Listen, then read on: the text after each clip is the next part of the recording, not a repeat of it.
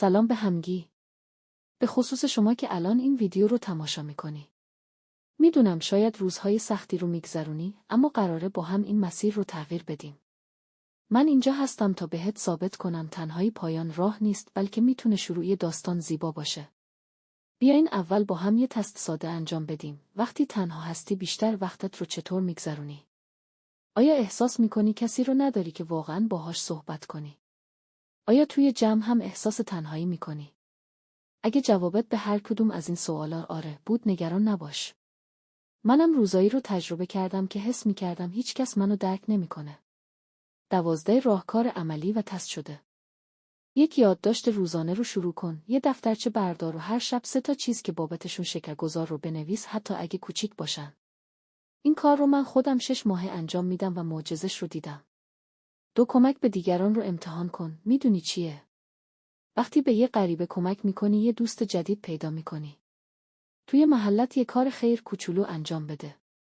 3 کلاس‌های گروهی رو فرصت دونستن. من خودم توی یه کلاس سفالگری ثبت نام کردم و الان بعد 3 ماه یه گروه دوستی فوق‌العاده دارم. 4 حیوان خانگی بهترین شنونده. اگه شرایطش رو داری یه ماهی کوچیک هم میتونه همدم خوبی باشه. من با گربه همخونم کلی خاطره دارم. 5 پیاده روی رو فراموش نکن. هر روز حداقل 20 دقیقه بیرون برو. توی پارک محل یه سلام ساده به همسایه‌ها میتونه روزت رو تغییر بده. 6 مهارت جدید یاد بگیر. یوتیوب پر از آموزش‌های رایگانه. من پارسال آشپزی رو از یوتیوب یاد گرفتم و الان مهمونی‌های کوچیک خیلی حال میده.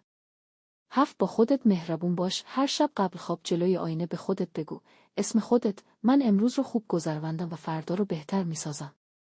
8 صدای خودت رو ضبط کن. تکنیک گفتگوی درمانی. یه روش جالب که خودم انجام میدم اینه: یه پیام صوتی برام خودم میفرستم.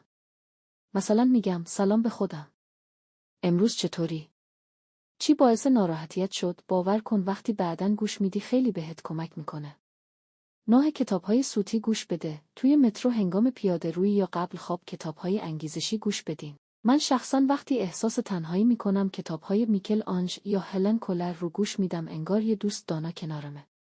10 آلبوم خاطرات درست کن. توی یه پوشه تلفنت عکس‌های خوشحال کننده جمع کن. من خودم یه آلبوم دارم به اسم لحظه‌های طلایی که پر از عکس‌های بامزه با دوستامه، حتی اگه الان کنارم نباشن.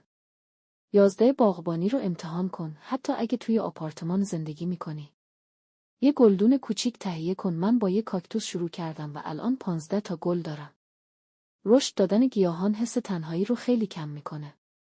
12 راهنمایی برای دیگران بنویس. توی یه گروه یا فروم آنلاین تجربیاتت رو به اشتراک بذار. من توی یه گروه مادران تنها شروع به نوشتن کردم و الان کلی دوست مجازی دارم که واقعاً با هم صمیمی هستیم. بخش ویژه: چالش 7 روزه ضد تنهایی. بهت یه چالش جالب میدم. هر روز یه کار کوچولو انجام بده.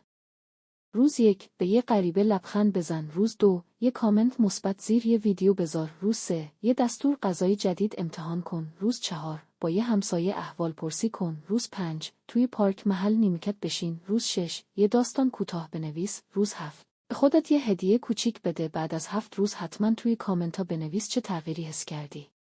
من شخصا این چالش رو با 20 نفر دیگه انجام دادیم و نتایجش شگفت‌انگیز بود. یادت باشه عزیزم، تنهایی مثل یه فصل زمستونه، میگذره. مهم اینه که تو از این فرصت استفاده کنی و خودت رو بهتر بشناسی هر وقت احساس تنهایی کردی. این ویدیو رو دوباره ببین و یادت بیاد که من اینجا هستم برات. اگه از این محتوا خوشت اومد حتما سابسکرایب کن و زنگوله رو بزن تا ویدیوهای جدید رو از دست ندی. بهم بگو دوست داری ویدیوی بعدی در چه موردی باشه. منتظر نظرات گرمتون هستم.